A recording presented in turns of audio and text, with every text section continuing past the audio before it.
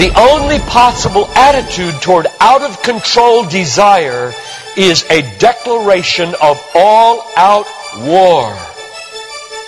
I hear so many Christians murmuring about their imperfections and their failures and their addictions and their shortcomings, and I see so little war. Murmur, murmur, murmur.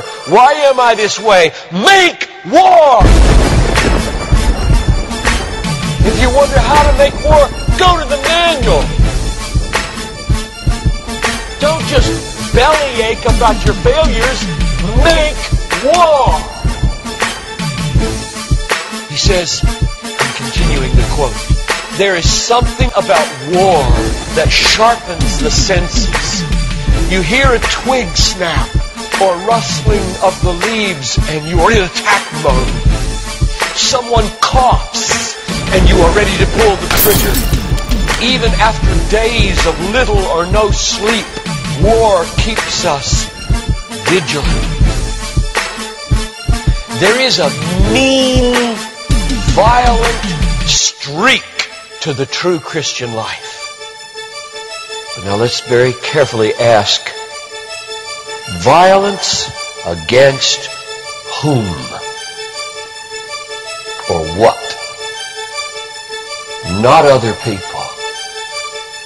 Not other people. Not other people.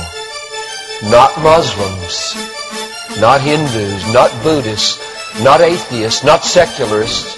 Not nominal Christians. Not wives or husband or children or ornery bosses. But on every impulse in our soul to be violent to other people. Violence, a mean streak in Christianity, against our own selves. And all in us that would make peace with sin and a settling in peacetime mindset. We make war on that in us. It's a violence against all lust in ourselves, all enslaving desires for food, caffeine, sugar, chocolate, alcohol, pornography, money, the praise of man, approval of others, power, fame. This is our enemy. This is where we make war. It is a violence against all racism in our souls, all sluggish indifference to injustice in our souls, a violence against all indifference to poverty and indifference to abortion in our souls.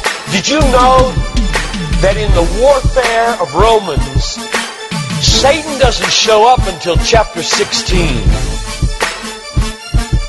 We tend to think of spiritual warfare as this little thing where you find some way to pray or some way to lay hands on or some way to do a Satan thing. Well, that's important. Believe me, that's important. We war not against flesh and blood, but against principalities and powers and world rulers of this present darkness and spiritual hosts of wickedness in the heavenly places. That's important. But you know what? It's not nearly as important as this. Because the only foothold Satan has in your life is your flesh and your sin. Nobody goes to hell because of Satan. The only reason we go to hell is sin.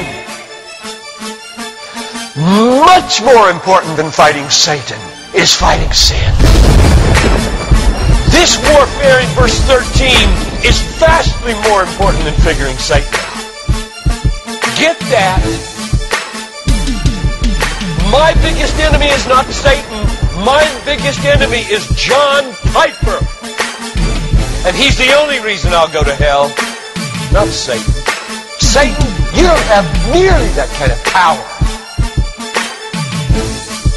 And therefore, I really care about us learning how to do this battle. Christianity is not a settle in, live at peace with the world the way it is religion. Like most Christians live their daily lives. Verse 13. If by the Spirit you kill. There's a mean streak in Christianity, and it's not against anybody else but ourselves. In fact, it's against the meanness of ourselves against other people. If you feel like you're a mean person against others, a harsh person, a critical person, you know your problem? You haven't learned to make war. You haven't learned to be mean. You haven't learned to get violent